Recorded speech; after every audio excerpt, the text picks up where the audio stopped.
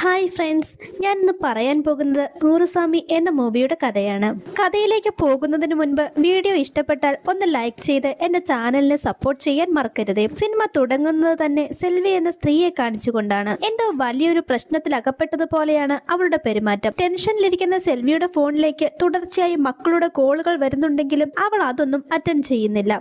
എന്നാൽ കേരളത്തിൽ നിന്നും വന്ന ഒരു വ്യക്തിയുടെ ഫോൺ കോൾ മാത്രം അവൾ എടുക്കുന്നു. അതിനുശേഷം ആരോടും പറയാതെ വളരെ പെട്ടെന്ന് തന്നെ ആ രാത്രിയിൽ കേരളത്തിലേക്ക് ജോലിക്ക് പോകാൻ തീരുമാനിച്ച് സെൽവി വീട്ടിൽ നിന്നും ഇറങ്ങുന്നു. അവൾ പോകുമ്പോൾ വീട്ടിൽ 3 പേർക്കായി വിളമ്പി വെച്ച ഭക്ഷണം പോലും ബാക്കിയുണ്ട്. ഒന്നും ഒതുക്കി വെക്കുകയോ ആരെയെങ്കിലും അറിയിക്കുകയോ ചെയ്യാതെ ആ ഭക്ഷണം അവിടെ തന്നെ ഉപേക്ഷിച്ചാണ് സെൽവി രാത്രിയിൽ വീട്ടിൽ നിന്നും ഇറങ്ങുന്നത്. യാത്രയ്ക്കിടെ ഒരാൾ അവളെ തടഞ്ഞു നിർത്തി എങ്ങോട്ടാണ് പോകുന്നതെന്ന് ചോദിക്കുന്നുണ്ട്. എന്നാൽ തന്റെ യഥാർത്ഥ ലക്ഷ്യം പറയാതെ അമ്പലത്തിലേക്ക് പോകുകയാണെന്നാണ് സെൽവി മറുപടി പറയുന്നത്. പക്ഷെ സെൽവി വിചാരിച്ചതുപോലെ അവൾക്ക് ബസ് ലഭിക്കുന്നില്ല. അപ്പോഴാണ് ദൂരെയുള്ള ഒരു പള്ളിയിലേക്ക് പോകാനായി ഒരു കൂട്ടം ആളുകൾ ഉൾപ്പെടുന്ന പ്രദക്ഷിണം അവൾ കാണുന്നത്. അതോടെ കേരളത്തിലേക്കുള്ള യാത്ര ഉപേക്ഷിച്ച് ആ കൂട്ടരുടെ കൂടെ പള്ളിയിലേക്ക് പോകാമെന്ന് സെൽവി തീരുമാനിക്കുന്നു. പക്ഷെ അവരുടെ കൂടെ പോകണമെങ്കിൽ തന്റെ ഇപ്പോഴത്തെ വേഷത്തിൽ പോകാൻ കഴിയില്ലെന്ന് കരുതി സാരി മാറ്റി മറ്റൊരു സാരി ധരിക്കാൻ അവൾ തീരുമാനിക്കുന്നു. അങ്ങനെ കാടിന്റെ ഭാഗത്തേക്ക് മാറിയ സെൽവിയുടെ മുന്നിലേക്ക് പെട്ടെന്നൊരു കാട്ടുപന്നി എത്തും. എന്താണ് സംഭവിക്കുന്നതെന്ന് മനസ്സിലാകുന്നതിന് മുൻപേ അത് അവളെ ആക്രമിക്കാൻ ശ്രമിക്കുന്നു. ഭയന്നുപോയ സെൽവി അവിടെ നിന്ന് മോടി രക്ഷപ്പെടാനുള്ള ശ്രമത്തിനിടെ അവളുടെ കാൽ വഴുതി അവൾ താഴേക്ക് വീഴുന്നു. പന്നിയും അവളുടെ അടുത്തേക്ക് എത്തുകയാണ്. പന്നിയിൽ നിന്നും രക്ഷപ്പെടുന്നതിനിടെ സെൽവി ഒരു കിണറ്റിലേക്ക് കാൽ വഴുതി വീഴുന്നു. കിണറ്റിലേക്ക് വീണയുടനെ ആ കിണറിനടിയിലുള്ള ഒരു കല്ലിൽ അവളുടെ തല ശക്തമായി ഇടിക്കുകയും ചെയ്യുന്നു. ആരാണ് സെൽവി? എന്തിനാണ് അവൾ രാത്രിയിൽ ആരും അറിയാതെ വീട്ടിൽ നിന്നും ഇറങ്ങിയത്? അവളുടെ ജീവിതത്തിൽ ഇത്രയും വലിയൊരു മാറ്റം സംഭവിക്കാൻ കാരണം എന്താണ്? ഈ ചോദ്യങ്ങൾക്കുള്ള ഉത്തരങ്ങളാണ് ഇനി സിനിമയുടെ ഫ്ലാഷ് ബാക്കിലൂടെ നമ്മൾ കാണുന്നത്. 2 ആൺമക്കളുമായി കുടുംബജീവിതം നയിച്ചിരുന്ന സ്ത്രീയായിരുന്നു സെൽവി. എന്നാൽ ഒരു ദിവസം അവളുടെ ഭർത്താവ് മരണപ്പെടുന്നു. ഭർത്താവിന്റെ മരണത്തോടെ കുടുംബത്തിന്റെ മുഴുവൻ ഉത്തരവാദിത്വവും സെൽവിയുടെ ചുമലിലായി. മക്കളെ നോക്കണമെങ്കിൽ അവൾക്ക് ജോലി വേണം. എന്നാൽ അവൾ ജോലിക്ക് പോകുമ്പോൾ കുട്ടികളെ നോക്കാൻ വീട്ടിൽ ആരെങ്കിലും ഉണ്ടായിരിക്കണം. അതിനായി ആദ്യം ഭർത്താവിന്റെ അച്ഛനോടും അമ്മയോടും സെൽവി സഹായം ചോദിക്കുന്നു. എന്നാൽ അവളുടെ കൂടെ വന്ന് കുട്ടികളെ നോക്കാൻ അവർ തയ്യാറാകുന്നില്ല. പിന്നീട് സ്വന്തം മാതാപിതാക്കളോടും അവൾ കാര്യം പറയുന്നു. എന്നാൽ അവിടെയും സെൽവിക്ക് പ്രതീക്ഷിച്ച സഹായം ലഭിക്കില്ല. അച്ഛന് വീട്ടിൽ ഒരുപാട് ജോലികൾ ഉള്ളതിനാൽ അവളുടെ കൂടെ വന്ന് താമസിക്കാൻ കഴിയില്ലെന്നും അയാൾ പറയും. അമ്മയ്ക്ക് സെൽവിയുടെ അച്ഛനെ വിട്ട് മകളുടെ കൂടെ വന്ന് താമസിക്കാനും താല്പര്യമുണ്ടായിരുന്നില്ല. മറുവശത്ത് ഭർത്താവിനൊപ്പം ഇത്രയും കാലം ജീവിച്ചിരുന്ന ആ നാടും വീടും ഉപേക്ഷിച്ച് കുട്ടികളുടെ പഠനം നിർത്തിവെച്ച് ഇങ്ങോട്ടേക്ക് തിരിച്ചു വരാനാണ് സെൽവിയോട് അവളുടെ മാതാപിതാക്കൾ പറയുന്നത്. എന്നാൽ കുട്ടികളുടെ പഠനം നിർത്തി സ്വന്തം വീട്ടിലേക്ക് തിരിച്ചു പോകാൻ സെൽവിക്ക് മനസ്സില്ലായിരുന്നു. അങ്ങനെ പലരോടും വഴക്കുണ്ടാക്കിയ ശേഷം അവസാനം കുട്ടികളെയും കൂട്ടി സെൽവി തനിയെ ജീവിക്കാനായി തുടങ്ങും. മക്കളുടെ പഠനം ഒരു കാരണവശാലും മുടങ്ങരുതെന്നായിരുന്നു അവളുടെ തീരുമാനം. അതിനായി അവരെ സ്കോളർഷിപ്പിൽ ഏതെങ്കിലും ബോർഡിംഗ് സ്കൂളിൽ ചേർത്ത് പഠിപ്പിക്കാമെന്ന് സെൽവി കരുതുന്നു. അങ്ങനെ ചെയ്താൽ തനിക്ക് ജോലിക്ക് പോകുമ്പോൾ കുട്ടികളെ കുറിച്ചുള്ള ടെൻഷൻ വേണ്ടെന്നും അവൾ ചിന്തിക്കും. പക്ഷേ അമ്മയെ വിട്ടുനിൽക്കാൻ ആ 2 കുട്ടികൾക്കും യാതൊരു താല്പര്യവും ഉണ്ടായിരുന്നില്ല. അവരെ പറഞ്ഞുവിടാൻ ശ്രമിച്ചെങ്കിലും സങ്കടത്തോടെ അവർ വീണ്ടും അമ്മയുടെ അടുത്തേക്ക് തന്നെ തിരിച്ചെത്തുന്നു. മക്കളെ വിട്ട് ജീവിക്കാൻ സെൽവിക്കും കഴിയുമായിരുന്നില്ല. അതുകൊണ്ട് തന്നെ തന്റെ മക്കളുടെ ഭാവിക്കായി അവൾ മറ്റൊരു വഴി തെരഞ്ഞെടുക്കുന്നു. കുട്ടികളുടെ പഠനത്തിന് അവരുടെ ആവശ്യങ്ങൾക്കുമായി അവൾ കഠിനമായി ജോലി ചെയ്ത് പണം സമ്പാദിക്കാൻ തുടങ്ങും. അങ്ങനെയാണ് സെൽവി ഒരു ട്രാവൽ ഏജൻസിയിൽ ജോലിക്ക് കയറുന്നത്. പക്ഷെ അവൾ ജോലി ചെയ്തിരുന്ന സ്ഥലത്തേക്കാൾ വലിയൊരു പ്രശ്നം അവൾ ജീവിച്ചിരുന്ന സമൂഹത്തിലായിരുന്നു. അവരുടെ നാട്ടിൽ ഭർത്താവ് മരിച്ച സ്ത്രീകളെ വളരെ വ്യത്യസ്തമായ രീതിയിലാണ് സമൂഹം കണ്ടിരുന്നത്. വിധവകൾ നെറ്റിയിൽ പൊട്ടുവയ്ക്കുകയോ കൈകളിൽ മെഹന്തിയിടുകയോ ചെയ്യില്ലായിരുന്നു. അതുകൊണ്ട് തന്നെ ഒരു സ്ത്രീ വിധവയാണെന്ന് മറ്റുള്ളവർക്ക് പെട്ടെന്ന് തിരിച്ചറിയാനും കഴിയും. ട്രാവൽ ഏജൻസിയിൽ എത്തുന്ന ചില കസ്റ്റമേഴ്സ് സെൽവിയുടെ കയ്യിൽ നിന്ന് പാസ്പോർട്ടും മറ്റു രേഖകളും വാങ്ങാൻ പോലും മടിച്ചിരുന്നു. തങ്ങൾ ഒരു നല്ല കാര്യത്തിനായി യാത്ര ചെയ്യുമ്പോൾ വിധവയായ സ്ത്രീയുടെ കയ്യിൽ നിന്നും രേഖകൾ വാങ്ങുന്നത് ശരിയല്ലെന്നായിരുന്നു അവരുടെ വിശ്വാസം. ഇത് ഓഫീസിലുള്ളവർ ശ്രദ്ധിച്ചു. അവസാനം ആ ഓഫീസിന്റെ ഓണർ സെൽവിയോട് ഒരു കാര്യം പറയുന്നു. നീ ഓഫീസിൽ വരുമ്പോൾ മാത്രം നെറ്റിയിൽ ഒരു പൊട്ട് വെച്ചിട്ട് വന്നാൽ മതി. മക്കളുടെ ഭാവിക്ക് വേണ്ടി ജോലി ഉപേക്ഷിക്കാൻ കഴിയാത്ത സെൽവി അതിന് സമ്മതിക്കുന്നു. അതിനുശേഷം അവൾ ഓഫീസിൽ വരുമ്പോൾ നെറ്റിയിൽ പൊട്ട് വയ്ക്കാൻ തുടങ്ങി. അതോടെ ആളുകളുടെ സമീപനവും മാറി. സെൽവിയുടെ കയ്യിൽ നിന്നും പാസ്പോർട്ടോ മറ്റു രേഖകളോ വാങ്ങുന്നതിൽ അവർക്കൊന്നും പ്രശ്നമില്ലാതായി. അതേസമയം മക്കളുടെ പഠന ചിലവുകൾക്കായി സെൽവി ചില ഫിനാൻസ് സ്ഥാപനങ്ങളിൽ നിന്നും കടം വാങ്ങിയിരുന്നു. ആ കടങ്ങൾ തിരിച്ചടയ്ക്കുന്നതിനിടയിലും അവൾ മക്കളുടെ പഠനം മുന്നോട്ട് കൊണ്ടുപോയി. അങ്ങനെ 2 മക്കളെയും കോളേജിൽ ചേർത്ത് പഠിപ്പിക്കുന്നു.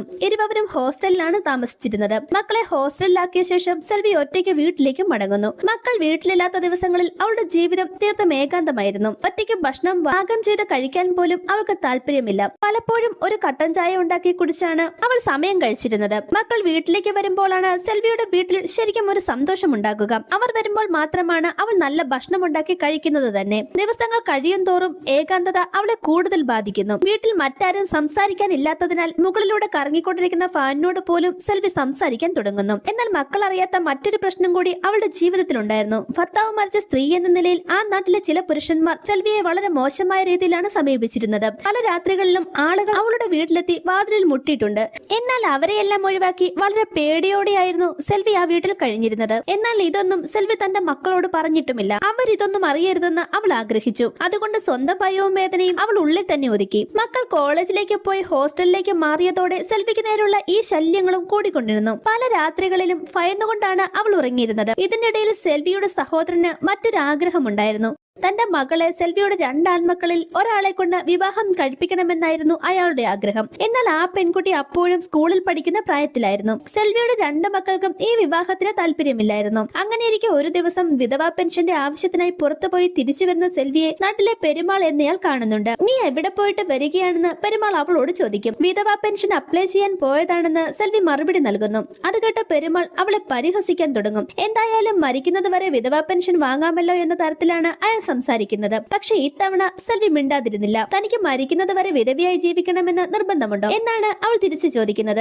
എനിക്ക് മറ്റൊരു വിവാഹം കഴിച്ച് സന്തോഷത്തോടെ ജീവിക്കാനുള്ള അവകാശമില്ലേ എന്നും അവൾ ചോദിക്കും. തന്നെ നിരന്തരം ശല്യം ചെയ്യുന്ന പെരുമാളിനെ അവിടെ നിന്നും ഒഴിവാക്കാൻ വേണ്ടിയാണ് സെൽവി അങ്ങനെ പറഞ്ഞത്. എന്നാൽ അവൾ പറഞ്ഞ ഈ കാര്യങ്ങൾ അവിടെ നിന്ന് മറ്റൊരാൾ ശ്രദ്ധിക്കുന്നുണ്ടായിരുന്നു. അവിടുത്തെ സ്കൂളിൽ കുട്ടികളെ പഠിപ്പിക്കുന്ന ഒരു സാറായിരുന്നു അത്. സെൽവിയോട് സ്നേഹവും കരുതലുമുള്ള അയാൾ പിന്നീട് അവളോട് ഈ കാര്യത്തെക്കുറിച്ച് നേരിട്ട് ചോദിക്കുന്നു. നിനക്ക് ശരിക്കും വീണ്ടും വിവാഹം കഴിക്കാൻ ആഗ്രഹമുണ്ടോ? തന്റെ പരിചയത്തിൽ ഒരു അധ്യാപകൻ ഉണ്ടെന്നും അയാളും രണ്ടാം വിവാഹത്തിന് താല്പര്യപ്പെട്ട് നിൽക്കുകയാണെന്നും അയാൾ പറയുന്നുണ്ട്. അത് കേട്ടപ്പോൾ സെൽവി തന്റെ മനസ്സിലുള്ള കാര്യങ്ങൾ തുറന്നു പറയുന്നു. വീണ്ടും വിവാഹം കഴിക്കണമെന്ന് തനിക്ക് വലിയ ആഗ്രഹമൊന്നുമില്ലെന്നാണ് അവൾ പറയുന്നത്. എന്നാൽ ജീവിതത്തിലെ ചില സാഹചര്യങ്ങളെ കുറിച്ച് ചിന്തിക്കുമ്പോൾ വീണ്ടും ഒരു വിവാഹം കഴിച്ചാൽ എങ്ങനെയിരിക്കുമെന്നും താൻ പലപ്പോഴും ചിന്തിച്ചിട്ടുണ്ടെന്നും അവൾ പറയുന്നു. കാരണം ചെറുപ്പം മുതലേ പൊട്ടുവയ്ക്കാനും കൈകളിൽ മെഹന്തി ഇടാനും അണിഞ്ഞൊരുങ്ങി നടക്കാനും ഒക്കെ എനിക്കിഷ്ടമാണ്. എന്നാൽ ഭർത്താവ് മരിച്ചതോടെ ആ ചെറിയ സന്തോഷങ്ങൾ പോലും എനിക്ക് ഉപേക്ഷിക്കേണ്ടതായി വന്നു. ഒരു വിധവയായ സ്ത്രീക്ക് സമൂഹം പല കാര്യങ്ങളിലും നിയന്ത്രണങ്ങൾ ഏർപ്പെടുത്തിയിരുന്നു. നല്ല കാര്യങ്ങൾ നടക്കുമ്പോൾ അതിൽ പങ്കെടുക്കാൻ പോലും അവൾക്ക് അവകാശമില്ല. വിധവകളുടെ അവസ്ഥ അത്ര മോശമായിരുന്നു. രാത്രിയിൽ സ്വന്തം വീട്ടിൽ ലൈറ്റ് ഇട്ടാൽ പോലും ചുറ്റുമുള്ളവർ ചോദ്യം ചെയ്യും. വിധവയായ സ്ത്രീയുടെ വീട്ടിൽ രാത്രിയിൽ എന്തിനാണ് ലൈറ്റ് ഇട്ടിരിക്കുന്നത്, അവിടെ വേറെ ആരാണുള്ളത് എന്നൊക്കെ ആളുകൾ സംസാരിക്കാൻ തുടങ്ങും. ഇത്തരത്തിലുള്ള ചോദ്യങ്ങളും സംശയങ്ങളും സെൽവി നിരന്തരം വേട്ടയാടിക്കൊണ്ടിരുന്നു. അതുകൊണ്ട് തന്നെ തനിക്കും ഒരിക്കലും ഒരു പുതിയ ജീവിതം തുടങ്ങിക്കൂടെ എന്ന ചിന്ത അവളുടെ മനസ്സിൽ പലപ്പോഴും വന്നിരുന്നു. പക്ഷെ ആ ചിന്ത അവൾക്ക് മുന്നോട്ട് കൊണ്ടുപോകാൻ കഴിഞ്ഞില്ല. കാരണം താൻ മറ്റൊരു വിവാഹം കഴിച്ചാൽ സ്വന്തം മക്കൾ തന്നെ കുറിച്ച് എന്ത് വിചാരിക്കുമെന്ന പേടിയായിരുന്നു അവളെ പിന്നോട്ട് വലിച്ചത്. അങ്ങനെ സ്വന്തം സന്തോഷവും ആഗ്രഹങ്ങളും പോലും മക്കളുടെ ഭാവിക്കായി മാറ്റിവെക്കുകയായിരുന്നു സെൽവി ചെയ്തത്. സെൽവിയുടെ അവസ്ഥ മനസ്സിലാക്കി ആ സ്കൂളിൽ പഠിപ്പിച്ചിരുന്ന സാറ് ഈ കാര്യം ഭാസ്കറിനോട് പറയുന്നു. സെൽവിക്ക് അനുയോജ്യമായ ഒരു വിവാഹാലോചന താൻ കൊണ്ടുവന്നിട്ടുണ്ടെന്നും ഇപ്പോൾ മക്കൾ രണ്ടുപേരും വളർന്നുവെന്നും അമ്മ ഒറ്റയ്ക്കായതിനാൽ അവർക്കൊരു കൂട്ട് ആവശ്യമല്ലേ എന്നും ആ സാറ് അവനോട് ചോദിക്കുന്നുണ്ട്. ഈ കാര്യം സെൽവിയോട് സംസാരിച്ചപ്പോൾ അവൾക്ക് വലിയ എതിർപ്പൊന്നും ഉണ്ടായിരുന്നില്ലെന്നും ഇനി ഭാസ്കറിനോട് കൂടി സംസാരിക്കാനാണ് അവൾ പറഞ്ഞതെന്നുമാണ് സാർ ഭാസ്കറിനോട് പറയുന്നത്. എന്നാൽ ഇത് കേട്ടതോടെ ഭാസ്കർ ആകെ ഇമോഷണൽ ആകുന്നുണ്ട്. അവന്റെ കണ്ണുകൾ നിറഞ്ഞൊഴുകാൻ തുടങ്ങും. അതിനപ്പുറം അവന് സെൽവിയോട് വളരെ ദേഷ്യമാണ് തോന്നുക. സോ സാറിനോട് ഒരു മറുപടിയും പറയാതെ ഭാസ്കർ അവിടെ നിന്ന് പോകുന്നു. അന്ന് ജോലി കഴിഞ്ഞ് വീട്ടിലെത്തിയ സെൽവിയോട് അവൻ കാര്യമായി സംസാരിക്കുന്നില്ല. എന്താണ് സംഭവിച്ചതെന്ന് മനസ്സിലാക്കാതെ ഞാൻ നിന്നോട് എന്തെങ്കിലും തെറ്റ് ചെയ്തോ എന്ന് ചോദിച്ച് സെൽവി അവന്റെ അടുത്തേക്ക് ചെല്ലുന്നു. ഉടനെ ഭാസ്കർ വളരെ ദേഷ്യത്തോടെ എഴുന്നേൽക്കുകയും ഒരു കണ്ണാടി എടുത്ത് അവളുടെ നേരെ നീട്ടുകയും ചെയ്യുന്നു. ഓഫീസിൽ പോകുമ്പോൾ നെറ്റിയിൽ വെച്ചിരുന്ന പൊട്ട് അവൾ മാറ്റാൻ മറന്നുപോയിരുന്നു. വിധവയായ അമ്മ അങ്ങനെ പൊട്ടുവെച്ച് നടക്കുന്നത് ഭാസ്കറിന് ഒട്ടും ഇഷ്ടപ്പെട്ടില്ല. അതായിരുന്നില്ല ആ ഗ്രാമത്തിലെ നിയമം. തങ്ങളുടെ നാട്ടിലെ ആചാരങ്ങളും രീതികളും ലംഘിച്ചാണ് അമ്മ പെരുമാറുന്നതെന്ന് കരുതി അവൻ സെൽവിയോട് വളരെയധികം ദേഷ്യപ്പെടുന്നു. മകന്റെ ഈ പ്രതികരണം കണ്ടതോടെ സെൽവിക്ക് കാര്യങ്ങൾ വ്യക്തമായി. തന്റെ ഈ തീരുമാനം മക്കൾക്ക് അംഗീകരിക്കാൻ കഴിയില്ലെന്ന് മനസ്സിലാക്കിയ അവൾ ഇനി ഒരിക്കലും വിവാഹത്തെക്കുറിച്ച് ചിന്തിക്കേണ്ടതില്ലെന്ന് തീരുമാനിക്കുന്നു. അതിനിടെയാണ് സെൽവിക്ക് കേരളത്തിൽ നിന്നും വീട്ടുജോലി ലഭിക്കുന്നത്. അവൾ കേരളത്തിലേക്ക് ജോലിക്ക് പോയതോടെ ഭാസ്കറിന്റെ മനസ്സിലും വലിയൊരു അസ്വസ്ഥത ഉണ്ടാകുന്നു. അമ്മയോട് ദേഷ്യപ്പെട്ടെങ്കിലും ആ സംഭവത്തെക്കുറിച്ച് അവൻ നിരന്തരം ചിന്തിച്ചുകൊണ്ടിരിക്കുന്നതിനാൽ അവന് പഠനത്തിൽ പോലും ശ്രദ്ധ കേന്ദ്രീകരിക്കാൻ കഴിയുന്നില്ല. സെൽവി പലതവണ ഭാസ്കറിനെ വിളിച്ചെങ്കിലും അവൻ ഫോൺ എടുക്കില്ല. അമ്മ മറ്റൊരു വിവാഹം കഴിച്ചേക്കുമോ എന്ന ചിന്ത തന്നെയാണ് ഭാസ്കറിനെ കൂടുതലും അലട്ടിയത്. അതേസമയം കേരളത്തിൽ ജോലി ചെയ്ത സെൽവി സമ്പാദിക്കുന്ന പണം മക്കളിലേക്ക് എത്തിക്കാൻ അവൾ മറ്റൊരു മാർഗം കണ്ടെത്തിയിരുന്നു. അടുത്ത വീട്ടിലെ മേഖല എന്ന പെൺകുട്ടിയുടെ കയ്യിലാണ് സെൽവി ആ പണം മക്കൾക്ക് കൊടുത്തയച്ചത്. കത്തയച്ചിരുന്നത്. ഈ മേഖലയുടെ കയ്യിൽ കൊടുത്തുവിട്ട പണത്തോടൊപ്പം സെൽവി ഭാസ്കറിനായി ഒരു കുറിപ്പും അയച്ചിരുന്നു. ഞാൻ ഈ പൊട്ട് നെറ്റിയിൽ വയ്ക്കുമ്പോൾ അതെനിക്ക് ഒരു ശക്തിയാണ്. നീ കരുതുന്നത് പോലെ അതിന് മറ്റൊരർത്ഥവുമില്ലെന്ന് ആ കുറിപ്പിൽ എഴുതിയിരുന്നു. ഈ പ്രായത്തിലും അമ്മയ്ക്ക് സ്വന്തം ഇഷ്ടങ്ങളും ആഗ്രഹങ്ങളും ഒക്കെ ഉണ്ടാകുമെന്ന് ഭാസ്കർ പതുക്കെ മനസ്സിലാക്കുന്നു. ഇത്രയും കാലം താൻ അമ്മയെ തെറ്റിദ്ധരിക്കുകയായിരുന്നുവെന്നും അവന് ബോധ്യപ്പെടുന്നു. അതോടെ അമ്മയോടുണ്ടായിരുന്ന ദേഷ്യമെല്ലാം അവന് മാറുന്നു. ഭാസ്കർ വീണ്ടും പഠനത്തിൽ ശ്രദ്ധ കേന്ദ്രീകരിക്കാൻ തുടങ്ങും. പഠനം പൂർത്തിയാക്കിയ ശേഷം സ്വന്തമായി ഒരു IELTS കോച്ചിംഗ് സെന്റർ ആരംഭിക്കാനും അവന് കഴിയുന്നു. ഇതിനിടെ സെൽവിയുടെ രണ്ടാമത്തെ മകൻ വിവേക് കോളേജിൽ പഠിക്കുകയായിരുന്നു. ചെറുപ്പം മുതലേ സന്ധ്യ എന്ന പെൺകുട്ടിയുമായി വിവേക് പ്രണയത്തിലായിരുന്നു. ഒരു ദിവസം ലീവ് കഴിഞ്ഞ് കോളേജിലേക്ക് മടങ്ങുന്ന സമയത്ത് ബസ് ലഭിക്കാതെ വന്നതോടെ വിവേകും സന്ധ്യയും ഒരു സ്ലീപ്പർ ബസ്സിൽ കയറുന്നു. എന്നാൽ സന്ധ്യയുടെ വീട്ടുകാരും അതേ ബസ്സിൽ യാത്ര ചെയ്യുന്നുണ്ടായിരുന്നു. വിവേകിനെയും സന്ധ്യയും സ്ലീപ്പറിൽ ഒരുമിച്ച് കണ്ടതോടെ അത് വലിയ പ്രശ്നമാകുന്നു. സന്ധ്യയെ വീട്ടുകാർ മർദ്ദിക്കുകയും അവളെ കൂട്ടിക്കൊണ്ടു പോകുകയും ചെയ്യും. ഈ സമയത്ത് കേരളത്തിലെ ജോലി അവസാനിപ്പിച്ച് സെൽവി നാട്ടിലേക്ക് തിരിച്ചെത്തുന്നു. സംഭവം അറിഞ്ഞതോടെ സന്ധ്യയുടെ വീട്ടുകാർ സെൽവിയുടെ വീട്ടിലെത്തും. ഇനി തന്റെ മകളുടെ പിന്നാലെ വിവേക് വന്നാൽ അവനെ കൊന്നുകളയുമെന്ന് വരെ അവർ ഭീഷണിപ്പെടുത്തുന്നു.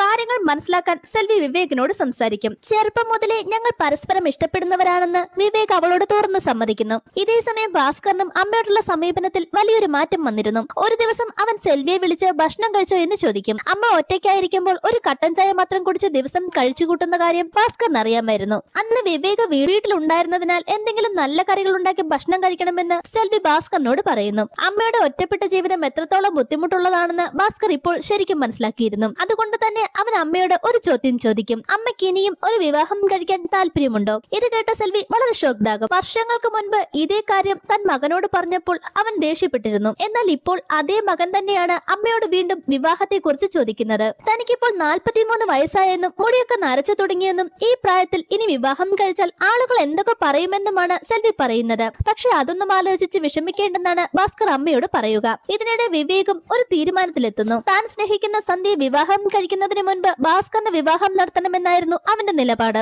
എന്നാൽ ഭാസ്കറിന് ഒരു നിബന്ധന ഉണ്ടായിരുന്നു. അമ്മയുടെ വിവാഹം കഴിഞ്ഞാൽ മാത്രമേ ഞാൻ വിവാഹം കഴിക്കൂ. അങ്ങനെ ഭാസ്കറിന്റെ വിവാഹം നടക്കാതെ വിവേകിന്റെ വിവാഹവും നടക്കില്ലെന്ന സാഹചര്യം ഉണ്ടാകുന്നു. അവസാനം സെൽവി ഒരു തീരുമാനമെടുക്കുന്നു. തൽക്കാലം ഭാസ്കറിനായി ഒരു പെൺകുട്ടിയെ അന്വേഷിക്കാം. അതിനായി ഒരു ബ്രോക്കറുടെ അടുത്ത് പോയി ഭാസ്കറിന്റെ ഫോട്ടോ നൽകുന്നു. പിന്നീട് മകനോട് അവൾ ഒരു കാര്യം പറയും. നീ ആദ്യം പോയി നിനക്ക് ഇഷ്ടപ്പെടുന്ന ഒരു പെൺകുട്ടിയെ കാണണം. അതിനുശേഷം നിന്റെ അമ്മയായ എന്റെ വിവാഹത്തിന്റെ കാര്യത്തെക്കുറിച്ച് അവരോട് സംസാരിക്കണം. അവൾക്കും അവളുടെ വീട്ടുകാർക്കും പ്രശ്നമില്ലെന്ന് ഉറപ്പായാൽ മാത്രമേ താൻ വിവാഹത്തെക്കുറിച്ച് ചിന്തിക്കുകയുള്ളെന്നും സെൽവി പറയും. അങ്ങനെ ഭാസ്കർ പെൺകുട്ടികളെ കാണാൻ തുടങ്ങും.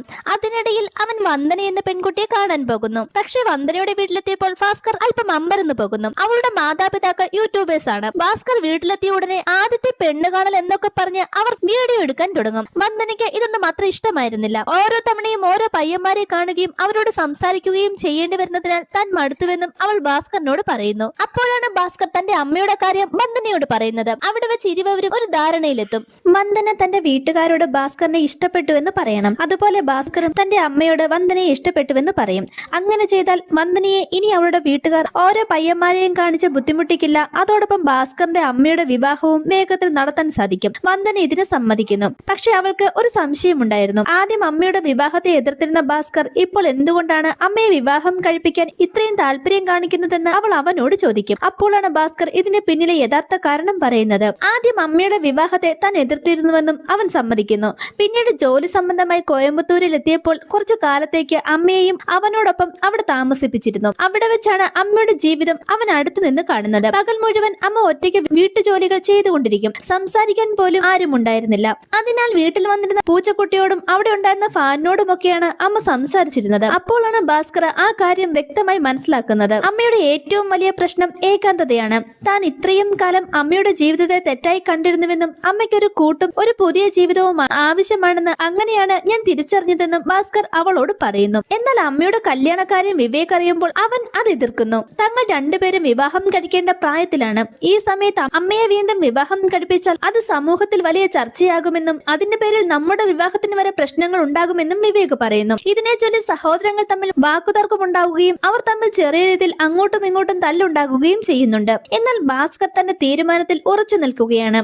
അമ്മയുടെ സന്തോഷം തന്നെയാണ് പ്രധാനമെന്നാണ് അവൻ വിവേകിനെ പറഞ്ഞു മനസ്സിലാക്കാൻ ശ്രമിക്കുന്നത്. ഇതിനിടെ വിവേകിനോടുള്ള ദേഷ്യം കാരണം സന്ധ്യയുടെ വീട്ടുകാർ മറ്റൊരു പ്രശ്നമുണ്ടാക്കും. സെൽവി മുമ്പ് കടം വാങ്ങിയെന്ന ഫിനാൻസ് സ്ഥാപനത്തിലെ ആളുകളെ ഉപയോഗിച്ച് അവർ സെൽവിയുടെ വീട്ടിൽ ചില പ്രശ്നങ്ങൾ ഉണ്ടാക്കുന്നു. ഈ കാര്യത്തിൽ പെരുമാളും അവരോടൊപ്പം ചേരും. പക്ഷെ സെൽവി ആരെയും ഭയപ്പെടുന്നില്ല. വീട്ടിൽ പ്രശ്നമുണ്ടാക്കി പ്രശ്നമുണ്ടാക്കാൻ വന്ന ആളുകളെയെല്ലാം അവൾ അവിടെ നിന്നും പുറത്താക്കുന്നു. ഇതിന്റെ പിന്നാലെ സെൽവിയുടെ സഹോദരനും വീട്ടിലെത്തും. തന്റെ മകളെ എങ്ങനെയെങ്കിലും ഭാസ്കറിനെ കൊണ്ട് വിവാഹം കഴിപ്പിക്കണമെന്ന ആഗ്രഹത്തിലായിരുന്നു അയാൾ വീണ്ടും അങ്ങോട്ടേക്ക് വരുന്നത്. എന്നാൽ ഇതിൽ നിന്നും ഒഴിഞ്ഞു മാറാനാണ് ഭാസ്കർ ശ്രമിക്കുന്നത്.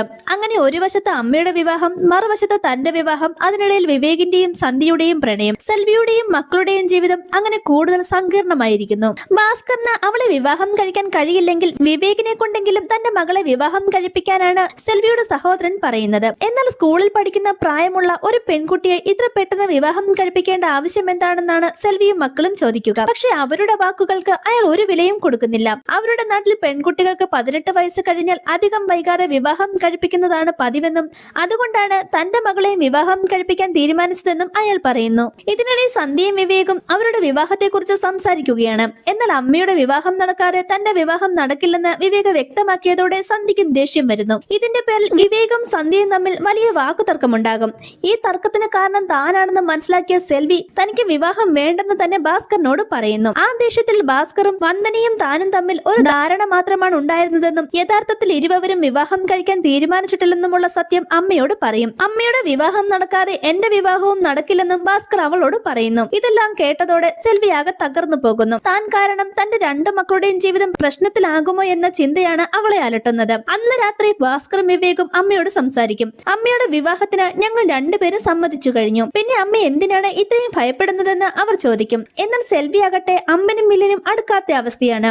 ദേഷ്യം കാരണം അവളുടെ മക്കൾ 2 പേരും ഭക്ഷണം പോലും കഴിക്കാതെ ആ വീട്ടിൽ നിന്നും ഇറങ്ങിപ്പോകുന്നു. മക്കളോടുള്ള വഴക്കിന് ശേഷം സെൽവിയും ആകെ തളർന്നു പോകുന്നു. ദേഷ്യവും സങ്കടവും ഒരുമിച്ചെത്തി അവൾ കുറച്ചു കാലത്തേക്ക് അവരിൽ നിന്നും മാറി നിൽക്കുന്നതാണ് നല്ലതെന്ന് തീരുമാനിക്കും. അങ്ങനെയാണ് മൂവിയുടെ സ്റ്റാർട്ടിങ്ങിൽ കാണിച്ചതുപോലെ കേരളത്തിൽ നിന്നുള്ള ആ വ്യക്തി വിളിക്കുകയും അവിടേക്ക് ജോലിക്കായി അവൾ പോകാനായി ഇറങ്ങുന്നതും. പക്ഷെ യാത്രയ്ക്കിടെ പള്ളിയിലേക്ക് പോകുന്ന ഒരു കൂട്ടം ആളുകളെ കണ്ടതോടെ സെൽവി തന്റെ തീരുമാനം മാറ്റുന്നു. അവരോടൊപ്പം പോകാമെന്ന് തീരുമാനിച്ച് സാരി മാറ്റാനായി കാട്ടിലേക്ക് കയറുന്നു. അവിടെ വെച്ചായിരുന്നു അവളെ പന്നി ആക്രമിച്ചതും അവൾ കിണറ്റിലേക്ക് കാൽ വഴുതി വീഴുന്നതും. ഈ സമയം അമ്മയോട് ദേഷ്യപ്പെട്ട് വീട്ടിൽ നിന്നിറങ്ങിയെങ്കിലും ഭാസ്കറിനും വിവേകിനും അധിക നേരം അമ്മയെക്കുറിച്ചുള്ള ചിന്തയിൽ നിന്നും മാറി നിൽക്കാൻ കഴിയുന്നില്ല. അവർ വീണ്ടും വീണ്ടും സെൽവിയുടെ ഫോണിലേക്ക് വിളിക്കും. പക്ഷെ സെൽവി ഫോൺ എടുക്കുന്നില്ല. അവസാനം അവർ അടുത്ത വീട്ടിലെ മേഖലയെ വിളിച്ച് സഹായം തേടുന്നു. അപ്പോഴേക്കും ഗർഭിണിയായ മേഖല ബുദ്ധിമുട്ടി സെൽവിയുടെ വീട്ടിലെത്തും. അവിടെ എത്തി അവൾ സെൽവിയെ അന്വേഷിക്കുമെങ്കിലും അവളെ അവിടെ കാണാനാകില്ല. എന്നാൽ സെൽവിയുടെ ഫോൺ മാത്രം അവിടെ ഉണ്ടായിരുന്നു. ഇത് ഭാസ്കറിനെയും വിവേകിനെയും കൂടുതൽ ഭയപ്പെടുത്തും. അമ്മ എവിടെയാണ് പോയതെന്നറിയാതെ അവർ പല സ്ഥലങ്ങളിലും അന്വേഷിക്കാൻ തുടങ്ങുന്നു. അന്വേഷണം നീണ്ടുപോകുന്നതിനിടയിലാണ് സെൽവി ഹോസ്പിറ്റലിലാണെന്ന വിവരം അവർക്ക് ലഭിക്കുക. യഥാർത്ഥത്തിൽ സെൽവി കിണറ്റിലേക്ക് വീഴുന്നത് അതുവഴി പള്ളിയിലേക്ക് പോയിക്കൊണ്ടിരുന്ന സംഘത്തിലെ ചിലർ കണ്ടിരുന്നു. അവരാണ് അവളെ രക്ഷപ്പെടുത്തി ആശുപത്രിയിൽ എത്തിച്ചത്. അമ്മയുടെ അവസ്ഥ നേരിട്ട് കണ്ടതോടെ ഭാസ്കറും വിവേകും ആകെ തളർന്നു പോകും. അവൾ അനുഭവിച്ചുകൊണ്ടിരിക്കുന്ന ജീവിതം എത്രത്തോളം ബുദ്ധിമുട്ടുള്ളതാണെന്ന് അപ്പോഴാണ് അവർക്ക് പൂർണ്ണമായും മനസ്സിലാകുന്നത്. ഇനി അമ്മയെ ഒരു കാര്യത്തിന് നിർബന്ധിക്കേണ്ടതില്ലെന്ന് ഇരുവരും തീരുമാനിക്കും. അമ്മ തങ്ങൾക്ക് വേണ്ടി സഹിച്ച കഷ്ടപ്പാടുകളെല്ലാം ഓർത്തപ്പോൾ ഭാസ്കറിന് ഒരേ സമയം ദേഷ്യവും സങ്കടവും തോന്നുന്നു. ഇത്രയും വർഷം അമ്മ അനുഭവിച്ച വേദനകളെല്ലാം അവസാനിക്കണമെന്നും ഇനി അവൾക്ക് സന്തോഷത്തോടെ ജീവിക്കാൻ കഴിയണമെന്നുമായിരുന്നു അവന്റെ ആഗ്രഹം. അമ്മ ഒരിക്കൽ മനസ്സുകൊണ്ട് സമ്മതിച്ചാൽ മാത്രം മതി എന്ന നിലയിലേക്ക് ഭാസ്കർ എത്തുന്നു. വിവേകിനോടുള്ള ദേഷ്യം കാരണം സന്ധ്യയുടെ അച്ഛനാണ് സെൽവി കടം വാങ്ങിയിരുന്ന ഫിനാൻസ് സ്ഥാപനത്തിലെ ആളുകളെ ഉപയോഗിച്ച് ആ വീട്ടിൽ പ്രശ്നമുണ്ടാക്കിയതെന്ന് സന്ധ്യയ്ക്ക് മനസ്സിലാകും. എന്നാൽ ഇതൊന്നും സന്ധ്യ വിവേകിൽ നിന്നും പിന്മാറാൻ പ്രേരിപ്പിച്ചില്ല. വിവേകിനോടുള്ള അവളുടെ സ്നേഹം അത്രത്തോളം ശക്തമായിരുന്നു. ഇതിനിടയിലാണ് സെൽവിയുടെ അടുത്ത വീട്ടിലുണ്ടായിരുന്ന മേഖലയുടെ ഭർത്താവ് ജോലി ചെയ്തുകൊണ്ടിരിക്കുന്നതിനിടയിൽ കെട്ടിടത്തിൽ നിന്ന് താഴേക്ക് വീണ് മരണപ്പെടുന്നത്. മേഖലയ്ക്കും അവളുടെ ഭർത്താവിനെ നഷ്ടമാകുന്നു. ഈ വാർത്ത സെൽവിക്കും വലിയൊരു ഷോക്കായിരുന്നു. കാരണം വളരെ ചെറുപ്പത്തിൽ തന്നെ ഭർത്താവിനെ നഷ്ടപ്പെട്ട അനുഭവം സെൽവിക്കും ഉണ്ടായിട്ടുണ്ട്. വെറും 24-ാം വയസ്സിലാണ് അവൾ വിധവയായത്. ഇപ്പോൾ അതേ അവസ്ഥയിലാണ് മേഖലയും എത്തിച്ചേർന്നിരിക്കുന്നത്. ഭർത്താവിന്റെ മരണവുമായി ബന്ധപ്പെട്ട ചടങ്ങുകൾ നടക്കുന്നതിനിടയിൽ തന്നെ പ്രസവവേദന അനുഭവപ്പെട്ട മേഖലയെ ഹോസ്പിറ്റലിലേക്ക് കൊണ്ടുപോകുന്നു. ഇതെല്ലാം കണ്ട സെൽവി ആകെ തകർന്നു പോകും. അവൾ ഇങ്ങനെ വിഷമിച്ചിരിക്കുന്നത് എന്തിനാണെന്ന് ചോദിച്ചപ്പോൾ സെൽവി തന്റെ ഭയം തുറന്നു പറയുന്നു. ഞാൻ ചെറുപ്പത്തിൽ അനുഭവിച്ച കഷ്ടപ്പാടുകളെല്ലാം ഇനി മേഖലയും അനുഭവിക്കേണ്ടി വരും. ഈ നാട്ടുകാർ അവളെ സമാധാനത്തോടെ ജീവിക്കാൻ അനുവദിക്കില്ല. ഒരു കുഞ്ഞിനെയും കൊണ്ട് ഇനി മേഖല ഒറ്റയ്ക്ക് ജീവിതം മുന്നോട്ട് കൊണ്ടുപോകേണ്ടി വരുമെന്ന ചിന്തയാണ് സെൽവിയെ കൂടുതൽ വിഷമിപ്പിക്കുന്നത്. പക്ഷേ അമ്മയുടെ വാക്കുകൾ കേട്ട ഭാസ്കർ അതിനെ ശക്തമായി എതിർക്കുന്നു. മേഖലയ്ക്കും ഇനിയും ഒരുപാട് ജീവിതം മുന്നിലുണ്ടെന്നും അവൾക്കും വീണ്ടും വിവാഹം കഴിച്ച് പുതിയൊരു ജീവിതം തുടങ്ങാൻ കഴിയുമെന്നും അവൻ പറയും. പ്രശ്നം മേഖലയുടെ ജീവിതമല്ല, മറിച്ച് സമൂഹത്തിന്റെ ചിന്താഗതിയാണെന്നും ഭാസ്കർ ചൂണ്ടിക്കാട്ടും. ഈ സമൂഹത്തിന്റെ ചിന്ത മാറണമെങ്കിൽ ആരെങ്കിലും ഒരാൾ ആദ്യം അതിനെതിരെ നിൽക്കണം. അമ്മ ഇപ്പോൾ വീണ്ടും വിവാഹം കഴിക്കാൻ തയ്യാറായാൽ അത് മറ്റുള്ളവർക്ക് ഒരു ഉദാഹരണമായി മാറും. സെൽവിയുടെ ജീവിതത്തിൽ ഉണ്ടാകുന്ന ഈ മാറ്റം കണ്ടുകൊണ്ട് മേഖലയ്ക്കും മറ്റൊരു ജീവിതത്തിലേക്ക് കടക്കാൻ ധൈര്യം ലഭിക്കുമെന്നും ഭാസ്കർ പറയും.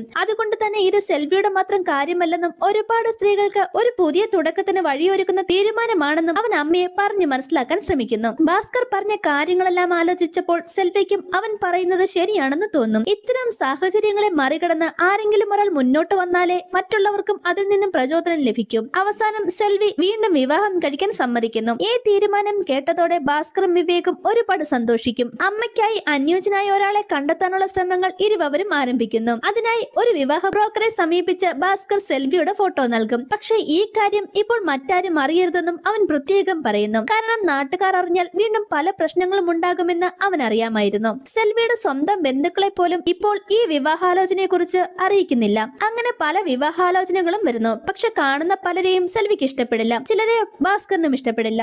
അവസാനം സെൽവിയുടെ അയൽവക്കക്കാരിയായ മോച്ചമ്മ ഒരു വിവാഹാലോചനയുമായി എത്തുന്നു. അവരുടെ വീടിനടുത്ത് താമസിക്കുന്ന ഒരാളെ സെൽവിക്ക് പരിചയപ്പെടുത്താമെന്ന് പറഞ്ഞ മോച്ചമ്മ അവളെ കൂട്ടിക്കൊണ്ടുപോകും. വർഷങ്ങൾക്ക് മുൻപ് ഭാര്യയെ നഷ്ടപ്പെട്ട വ്യക്തിയാണ് അദ്ദേഹം. അദ്ദേഹത്തിന് ഒരു മകളുണ്ട്. മകളുടെ വിവാഹം കഴിഞ്ഞു. ഇപ്പോൾ വീട്ടിൽ രോഗബാധിതയായ ഒരു ആന്റി മാത്രമാണ് അദ്ദേഹത്തോടൊപ്പമുള്ളത്. അവരുടെ കാര്യങ്ങൾ നോക്കിയാണ് അദ്ദേഹം ജീവിക്കുന്നത്. ഇത്രയും കാര്യങ്ങൾ പറഞ്ഞ ശേഷം മോച്ചമ്മ സെൽവി അദ്ദേഹത്തെ കാണാനായി കൊണ്ടുപോകും. ആ വ്യക്തിയുടെ പേര് ഏഴുമല എന്നാണ്. വീട്ടിലെത്തിയ സെൽവി അവിടെയുള്ള സാഹചര്യങ്ങൾ ശ്രദ്ധിക്കും.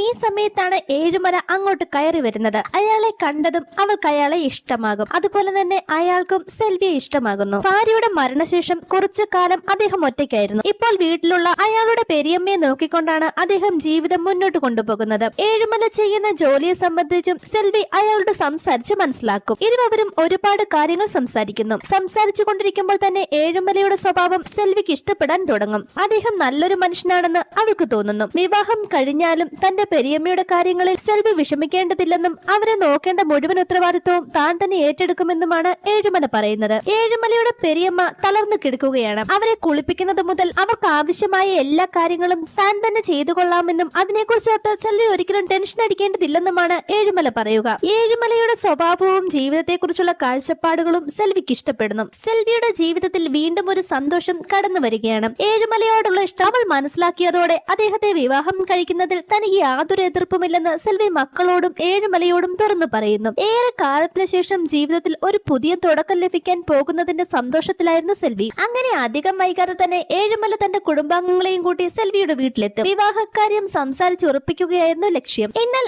അവിടെ ഭാസ്കർ വളരെ രൂക്ഷമായി പെരുമാറുന്നു. ഇപ്പോൾ തന്നെ വിവാഹം തീരുമാനിക്കേണ്ട ആവശ്യമില്ലെന്നും എല്ലാവരോടും കൂടി ആലോചിച്ച ശേഷം തീരുമാനിക്കാമെന്നുമാണ് അവൻ പറയുക. ഭാസ്കറിന്റെ ഈ വാക്കുകൾ കേട്ടതോടെ സെൽവിക്കും ഏഴുമലയ്ക്കും ചെറിയൊരു നിരാശ തോന്നുന്നുണ്ടെങ്കിലും ഏഴുമല അതിനെ കാര്യമായി എടുക്കില്ല. എല്ലാവരും നന്നായി ആലോചിച്ച ശേഷം തീരുമാനിച്ചാൽ മതിയെന്ന് പറഞ്ഞ് അയാൾ അവിടെ നിന്നും മടങ്ങിപ്പോകുന്നു. എന്നാൽ അന്ന് വൈകിട്ട് തന്നെ ഭാസ്കർ ഏഴുമലയെ കാണാനെത്തി രാവിലെ നടന്ന കാര്യങ്ങൾക്ക് മാപ്പ് ചോദിക്കുന്നു. രാവിലെ എല്ലാവരുടെയും മുന്നിൽ താൻ അങ്ങനെ സംസാരിച്ചത് വിവാഹം നീട്ടിവെക്കാനായിരുന്നില്ല, മറിച്ച് വിവാഹം ഉറപ്പിച്ചുവെന്നോ തീയതി തീരുമാനിച്ചുവെന്നോ നാട്ടിലോ ബന്ധുക്കളോ ആരും അറിയാതിരിക്കാനാണ് താൻ അങ്ങനെ പറഞ്ഞത്. സെൽവി വിവാഹം കഴിക്കാൻ പോകുന്നുവെന്ന വിവരം ബന്ധുക്കൾ അറിഞ്ഞാൽ അവർ തീർച്ചയായും പ്രശ്നമുണ്ടാക്കുമെന്ന് ഭാസ്കറിന് അറിയാമായിരുന്നു. ഇതിനോടകം തന്നെ സെൽവിയുടെ സഹോദരനോട് ആരെങ്കിലും വിവരം പറഞ്ഞിട്ടുണ്ടാകുമെന്നും അവൻ ഭയന്നിരുന്നു. അതുകൊണ്ടാണ് എല്ലാവരുടെയും മുന്നിൽ കൂടുതൽ വിവരങ്ങൾ പുറത്തു വരാതിരിക്കാൻ വേണ്ടി ഭാസ്കർ അങ്ങനെ പറഞ്ഞത്. എന്നാൽ അവന്റെ മനസ്സിൽ മറ്റൊരു തീരുമാനമായിരുന്നു. സെൽവിയുടെയും ഏഴുമലയുടെയും വിവാഹം അടുത്ത ദിവസം രാവിലെ തന്നെ നടത്താനാണ് ഭാസ്കർ തീരുമാനിച്ചത്. ഈ വാർത്ത കേട്ടതോടെ ഏഴുമലയ്ക്ക് വളരെ സന്തോഷമാകും. പ്രത്യേകിച്ച്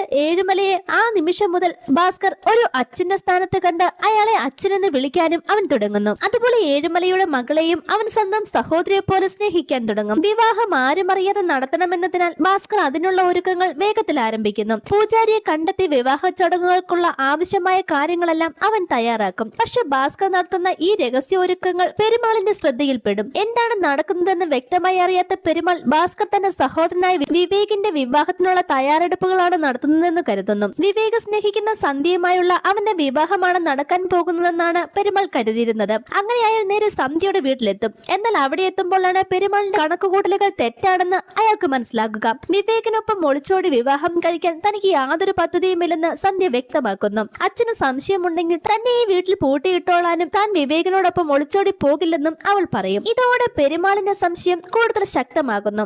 അങ്ങനെയെങ്കിൽ ഭാസ്കർ ആരുടെ വിവാഹത്തിനാണ് ഇത്രയും രഹസ്യമായി ഒരുക്കങ്ങൾ നടത്തുന്നത്? അന്വേഷിച്ചപ്പോഴാണ് ഞെട്ടിക്കുന്ന ആ സത്യം പെരുമാൾ മനസ്സിലാക്കുക. ഭാസ്കർ തന്റെ സ്വന്തം അമ്മയായ സെൽവിയുടെ വിവാഹമാണ് നടത്താൻ പോകുന്നത്. ഇതറിഞ്ഞതോടെ പെരുമാളുടെ നിയന്ത്രണം നഷ്ടപ്പെട്ട അവസ്ഥയിലാകുന്നു. അവൻ ഉടനെ തന്നെ ഭാസ്കറിനെ വിളിച്ച് ഭീഷണിപ്പെടുത്തും. നിന്റെ അമ്മയുടെ വിവാഹം നടത്താമെന്ന് നീ കരുതുന്നുണ്ടെങ്കിൽ അത് ഒരിക്കലും നടക്കാൻ പോകുന്നില്ലെന്നും അയാൾ പറയും. എന്നാൽ അതുകൊണ്ട് മാത്രം പെരുമാൾ നിർത്തുന്നില്ല. നാട്ടിലുള്ള ആളുകളെ ബന്ധുക്കളെയെല്ലാം സംഘടിപ്പിച്ച് വിവാഹത്തിനെതിരെ ഒരു വലിയ എതിർപ്പ് തന്നെ സൃഷ്ടിക്കാൻ അയാൾ ശ്രമിക്കുന്നു. വിധവയായ ഒരു സ്ത്രീ വീണ്ടും വിവാഹം കഴിക്കുന്നത് അവരുടെ നാട്ടിൽ അംഗീകരിക്കാൻ കഴിയാത്ത കാര്യമാണെന്ന് പറഞ്ഞാണ് അയാൾ ആളുകളെ കൂട്ടുന്നത്.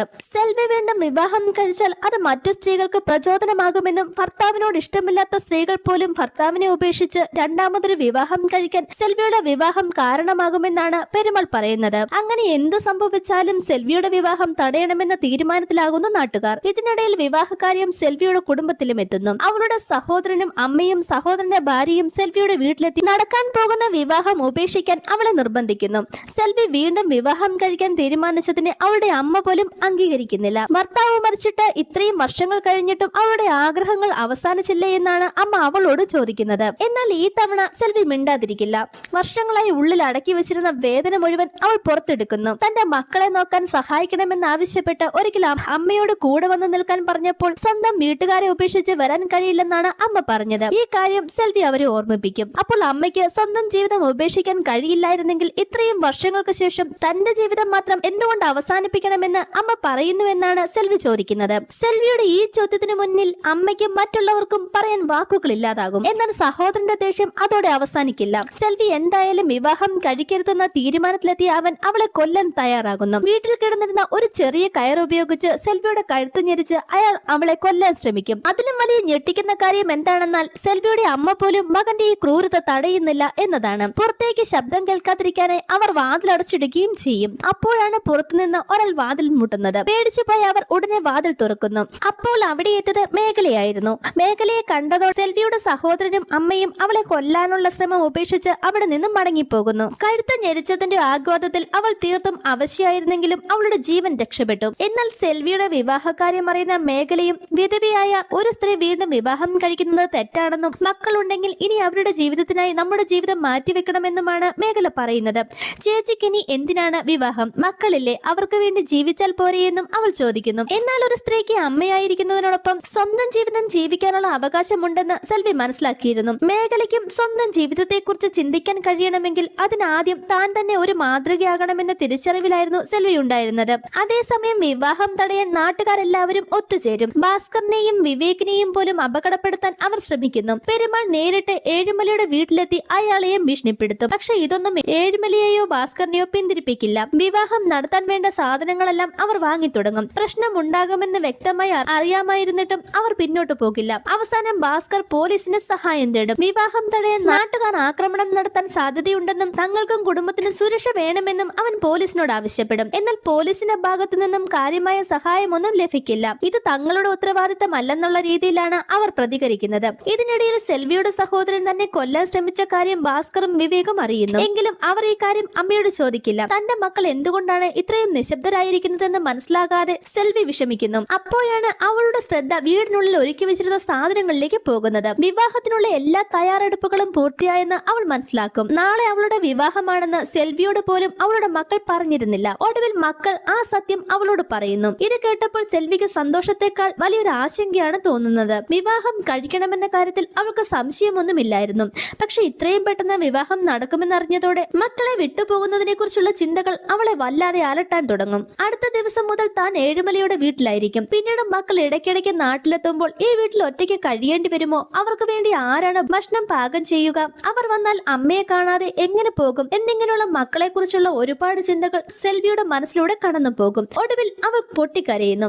പക്ഷെ ഈ സമയം മക്കൾ തന്നെയാണ് അമ്മയെ ആശ്വസിപ്പിക്കുന്നത്. പിറ്റേന്ന് രാവിലെ സെൽവിയും മക്കളും വിവാഹത്തിനായി അമ്പലത്തിലേക്ക് പുറപ്പെടും. എന്നാൽ പെരുമാളും കൂട്ടരും അവിടെയും അവരുടെ നീക്കം നടത്തിയിരുന്നു. അമ്പലത്തിലെ പൂജാരിയെ നേരത്തെ തന്നെ ഭീഷണിപ്പെടുത്തി അവിടെ നിന്നും അയാളെ മാറ്റിയിരുന്നു. എങ്കിലും ഭാസ്കറും കുടുംബവും അവിടെ നിന്നും മടങ്ങിപ്പോകാൻ തയ്യാറാകില്ല. കുറച്ചു സമയത്തിന് ശേഷം ഏഴുമലയും കുടുംബവും അവിടെ എത്തും. അവരെ കണ്ടതോടെ സെൽവിക്കും മക്കൾക്കും വലിയൊരു ആശ്വാസമാകും. എന്നാൽ അധികം വൈകാതെ പെരുമാളും നാട്ടുകാരും വിവാഹം തടയാൻ അവിടേക്ക് വരുന്നു. അവർ പ്രശ്നമുണ്ടാക്കാൻ ഒരുങ്ങുമ്പോഴേക്കും ഭാസ്കർ തയ്യാറാക്കിയിരുന്ന പദ്ധതി നടപ്പിലാക്കും. പെട്ടെന്ന് ആകാശത്ത് നിരവധി ഡ്രോണുകൾ പ്രത്യക്ഷപ്പെടും. വന്ദനയുടെ അമ്മയും അച്ഛനും കുറച്ച് ആളുകളെയും കൂട്ടി അവിടെ എത്തിയിരുന്നു. അവരുടെ യൂട്യൂബ് ചാനലിന് വേണ്ടി ഈ വിവാഹവും അതിനെതിരെ നടക്കുന്ന പ്രതിഷേധങ്ങളും വീഡിയോയായി ചിത്രീകരിക്കുകയായിരുന്നു അവർ. സംഭവങ്ങൾ തത്സമയം ചാനലിലൂടെ സംപ്രേഷണം ചെയ്യുന്നുണ്ടെന്നും ആക്രമിക്കാൻ ശ്രമിക്കുന്ന എല്ലാവരുടെയും ദൃശ്യങ്ങൾ രേഖപ്പെടുത്തുമെന്നും അവർ നാട്ടുകാരെ അറിയിക്കും. വീഡിയോ ഇതിനോടകം തന്നെ നിരവധി ആളുകൾ കാണാൻ തുടങ്ങിയിരുന്നു.